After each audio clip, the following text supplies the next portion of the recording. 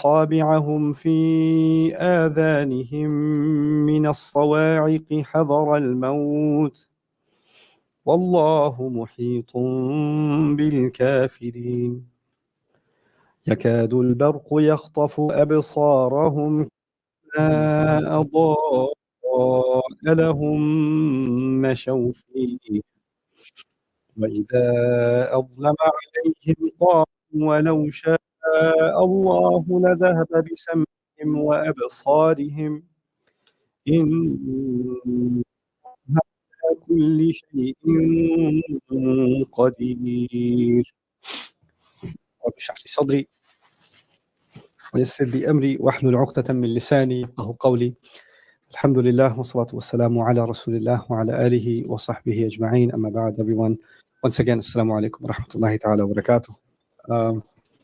I'm going to sound a little bit out of it because I'm jet lagged. I got here today, this afternoon, with my family. So make dua that we're all able to recover from the interesting experience on the plane, inshallah, quickly enough. But I want to not make this session very long. I wanted to give you guys an introduction of some of the things that I'll be talking to you about. Inshallah ta'ala. I hope to make these sessions, some of them short and some of them long. Which is why I know some people want to pray 8 and get home, some pray 20 and get home, some pray 2 and get home, some stay home. That's okay. But those of you that want to buff through the month and inshallah wait until the end of the prayers and then join the session, inshallah, the intention of these sessions, I decided to call these series Striking Examples. And I chose this name because this is actually inspired by a phrase that Allah uses in the Quran in different varieties. Allah struck an example. Quite literally, Allah says He struck an example. Or كَذَلِكَ يَضْرِبُ اللَّهُ الْأَمْثَالِ. That's how Allah strikes examples. Now that even in English sounds strange. We give an example. We don't strike an example. The teacher doesn't strike an example. He gives an example. So what's this expression of ضرب المثل in the Quran? What's its purpose? So first let's understand how is Allah talking about examples anyway in the Quran. The idea of striking something is to create shocking or new or unexpected sound.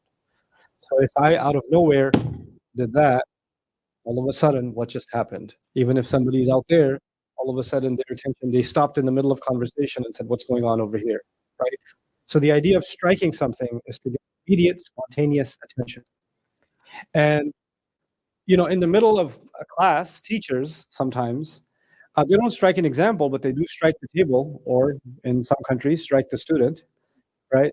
And it gets everybody's attention. It gets everybody, the courtroom, sometimes there's a proceeding going on, and the lawyer says something, or the witness says something, and all of a sudden, everybody starts talking in the courtroom. You're not supposed to be talking in the courtroom, or what does the judge have to do? He has to strike the hammer to shut everybody up, right? Order, right? So the idea of striking is to actually rejuvenate your attention and to get your attention, because now something really fundamental and essential is being said. But the question is, Allah is already speaking in the Quran. The speech is already going on, right? So for example, the first example that inshallah we're going to dive into tomorrow happens, this is what, 20 or 17th ayah of Surah Al-Baqarah. So a couple of pages of Quran you've already heard. The people who are listening to the Quran are already listening from the beginning, and all of a sudden, now Allah strikes an example. What's the purpose of that? The purpose of that is to, you know how you say the final nail, right? The icing on the cake, if you will, the final touch. This is actually one of Allah's methodologies in the Quran, that He will explain something that is very important, and it's made up of multiple parts, so it's easy for you to forget. Like many of you, because Ramadan is here, so many of you had to do groceries, special groceries for Ramadan, because we want to make sure we gain weight in Ramadan. So you're sent with an instruction of get this, and immediately you're like, can you just text it to me? Because that's not going to happen. I'm not a hafiz. I'm barely know Surah Al-Ikhlas, and you want me to know all of this, right? So the idea is we can easily forget when there's a long thing, and especially if it's important, it's easy for you to lose sight of what you're supposed to remember. So what Allah does, really interestingly, is He ties multiple lessons that were just taught together in one example. So He'll take multiple lessons, fuse them together, and present them as an example. And the idea of an example is it's supposed to be so simple. It's something you're already familiar with. The example is not some new lesson. The example is actually something that's only effective if you're already familiar with it. And Allah is using something already familiar to you to remind you of the new lessons.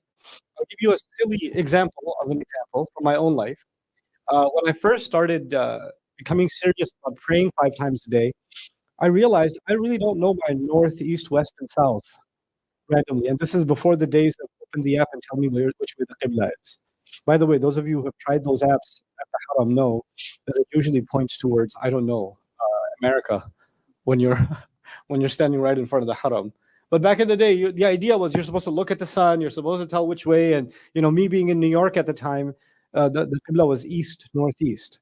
Right? So how am I supposed to? I don't even know where east is. I barely know. I was in the city, in New York City, which is surrounded by buildings, tall buildings, and you don't really get to see the sunset and the sunrise, and most of the time, especially in the fall, it's cloudy. How are you going to base it on shadows and things like that, right? So I just know it's east northeast, but I have no idea which way east northeast is or what's going on. So one of my friends helped me out with this because you don't know when it's getting late for Asr or Maghrib or whatever, and you got to just pray wherever you are. So he helped me out with this, and he said, "Okay, well, where do you live?" I said, "I live in Queens." And Queens, for those of you who don't know the map of New York, Manhattan, the city called New York City, is a bit west, and then further west is New Jersey, and east is Queens. So he goes, wherever you are in New York, because I knew New York, I can walk the entire city without a GPS, even now. I was like, wherever you are in the city, can you stand towards Queens? I was like, yeah, I know which way Queens is. That's east. Okay, khalas, done. And now you're facing east. Now, what's on your right? Well, on my right, if I'm standing towards Queens, is downtown, and on my left is uptown. Well, down is down south, and up is up north. Okay, so just remember, imagine you're facing Queens, and this is down south, and this is up north, and what's behind you? Oh, Jersey. Okay, that's west. Okay, so now I know which way east northeast is. I can figure this out now, right? And this, crazy enough, for a long time after that, this was maybe when I was 18. For a long time after that, even if I was traveling somewhere in like Texas, Louisiana, anywhere else, and it's like 3 in the afternoon, I'm like, oh, I gotta pray east northeast, right? Now at least they don't have buildings, so you can see your shadow, right? So I know the sun's east over there. Now imagine I'm looking at Queens and I figured it out because of that example that stayed in my head. I was able to use it over and over and over again. I know some people are like, this is really stupid. I could figure that out. I wasn't that good at direction, as you can tell. Right? So the idea behind that is, what does an example do? It takes something that you think is complicated, it uses something you're familiar with, and then builds on it, and that way you'll never forget.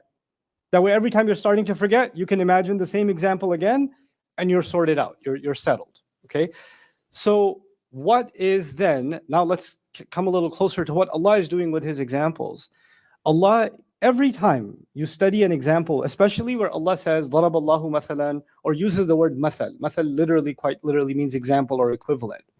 The interesting thing is, that's not the only time Allah is giving examples. There's lots of examples in the Quran where Allah just gets right into the example without even telling you he's giving an example.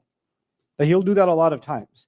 And the more you study the Arabic language or the history of the Arabs or their phrases, you will know. Like some of you, for example, and you'll say, that sounds too complicated, but English speakers here, not here in Manchester, but people in London watch a lot of TV and watch a lot of shows and, entertainment and stuff. But if somebody makes a reference to a movie in the middle of a conversation, right, just makes a reference from a dialogue in a movie, if everybody's seen the movie or everybody knows that show or everybody knows that tagline, right, then they're automatically, you don't have to say, hey, by the way, I'm going to reference this movie and this famous line, just watch out, hasta la vista, baby. And then I'm gonna, like, those of you that are old enough are like, yeah, I know, you have to tell me twice. So the idea is you can just seamlessly bring it in because it's part of the culture, right? It's part of the culture, so you can just bring it up and everybody knows, hey, he was making a reference to that movie or that song or that poem or that, that sporting event or that event in history, etc.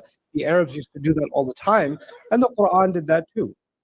The Quran very naturally used expressions and phrases that the Arabs were associating before Islam with certain things in their culture, right? So that's why studying the Arab culture from before Islam becomes important for our scholars, because they want to see when is Allah using some of that when He's talking. But for other people, because Allah knows the Quran will spread around the world and it will spread very fast, some examples He made sure that they're not subtle, that they're spelled out in good detail, that they're elaborately spelled out. So what's the common thread between all of the examples? All of them, and this is the thing I want you to remember, all of them are painting a scene. It's like a painting. It's like you could even think of it as a movie clip in our culture. Like in ancient times, you might have said, oh, it's a picture, but it's actually a moving image. So you're going to see, for example, tomorrow, you're going to see the image of somebody in the middle of a desert. It's dark, it's cold, it's scary, and they're trying to rub a couple of rocks together, or they rub a couple of sticks together, and they're trying to start a fire in the middle of the desert, right? And they're desperate because it's getting more and more dangerous, and hypothermia can set in, or predators from around, snakes or whatever else.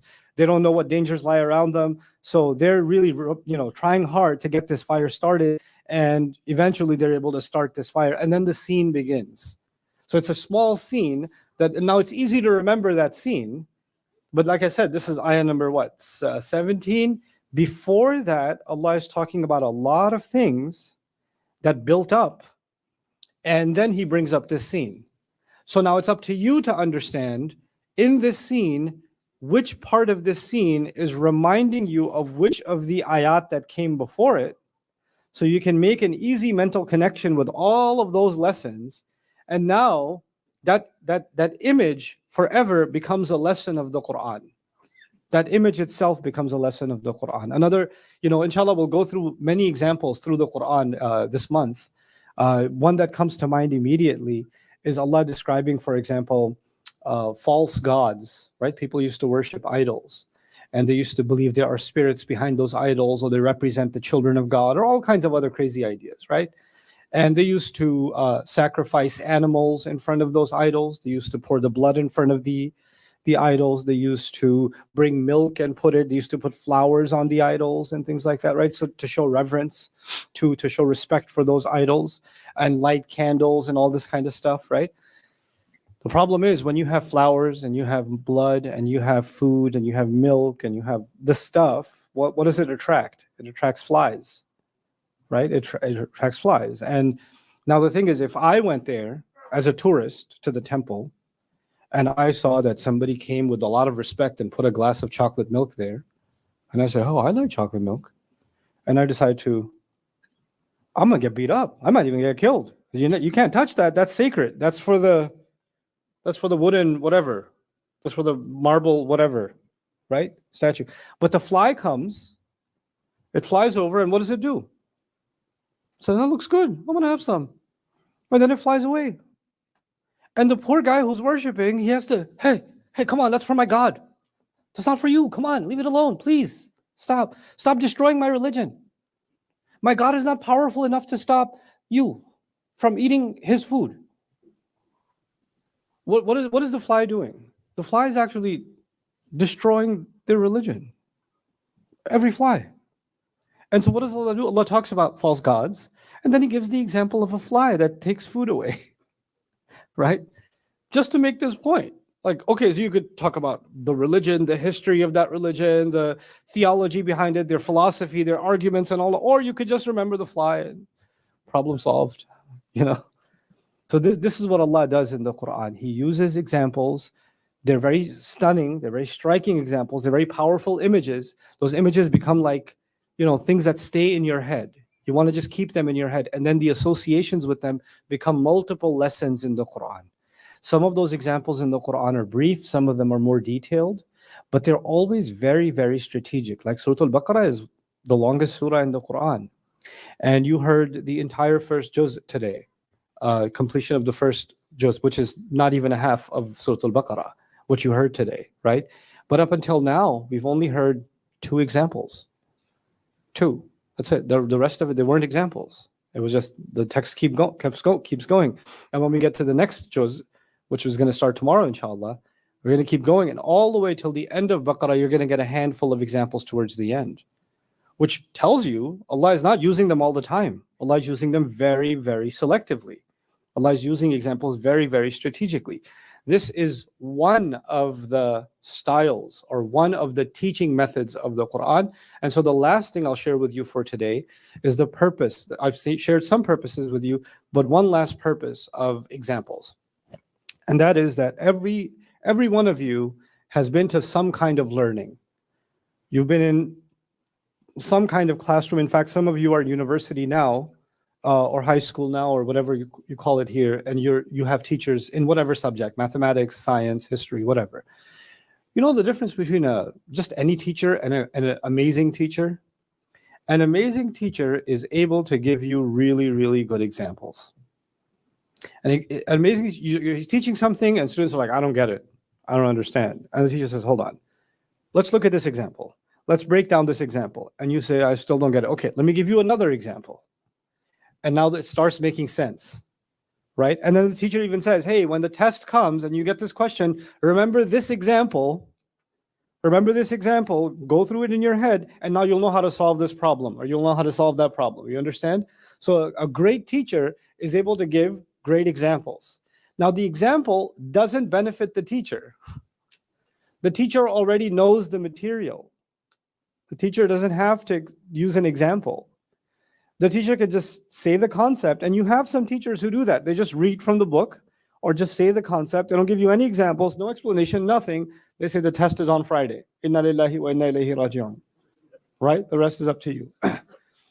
But the teachers that give you one example, then another example, then another example, that, exercise, drill, example. What are they doing? These are the teachers that care about the student. They care about the student. And they know that for this student, these examples might save their entire academic life. They're absolutely fundamental for them. Allah Azza wa Jal is alim. Alimul ghaybi wa shahada. He knows everything. He knows everything. Interestingly, Allah says, وَيَضْرِبُ الْأَمْثَالَ لِلنَّاسِ وَيَضْرِبُ اللَّهُ الْأَمْثَالَ لِلنَّاسِ وَاللَّهُ بِكُلِّ شَيْءٍ عَلِيمٌ. So beautiful. He says Allah gives examples for the benefit of people, while Allah Himself knows everything. Someone who already knows doesn't need examples. Someone who needs to know, someone who needs to understand, they need examples. So Allah is not giving us just what the point of that last comment was. Allah is not just giving us information in the Quran. Allah is not just delivering wisdom to us in the Quran or guidance to us in the Quran. Allah is teaching in the Quran. And teaching and telling someone are two different things. A good teacher genuinely cares about the success of their student. A good teacher chooses the example that they know is going to work for the student, is going to benefit the student. The student's going to remember this and is going to be able to pass the hard test. The teacher takes a lot of care and consideration on planning the curriculum, especially the examples. So when Allah gave us His final book, which He even describes, allama al-Quran, He taught the Quran. Throughout the history of the world, anybody who teaches anything uses certain tools. One of the most important tools they use is, in fact, examples, right? And so that's one of the tools that Allah has used in the arsenal of the Quran that is so fundamental and so important, because it has multiple benefits for the student. One, it makes the concept easy to understand. Two, it makes the concept easy to remember. If you don't remember it, just remember the picture. If you don't remember all the items, just remember the scene. Each part of the scene will remind you each of the items that you forgot. So it's excellent for review. It's excellent for your retention, for understanding to begin with. It's also excellent because next time you're walking around and you see somebody trying to light a fire, or somebody lights a match, or somebody lights a lighter, or your mom turns the stove on or something, a fire got lit, all of a sudden your mind got triggered. مثلهم كمثل الذي استوقد نارا. Oh my God. Yeah. And you start thinking about that. It just becomes natural review for you because those images tend to repeat themselves. Right? Those images come up. Next time you see a fly sitting on your food, you're like, oh, I remember what Allah said about that. You know what? You know one of the most amazing things about that is you're not even in a halaqah, you're not in a masjid, you're not sitting and reciting Quran. You're sitting eating your food and a fly gave you a halaqah from Allah, ayat of Allah in that. That's what happens because of example. So it's a profound benefit that Allah has given us that has made dhikr of Allah easier and easier for us. So with that, inshallah ta'ala, I'll conclude our first session. Barakallahu li wa lakum. Assalamu alaikum wa rahmatullahi ta'ala wa barakatuh.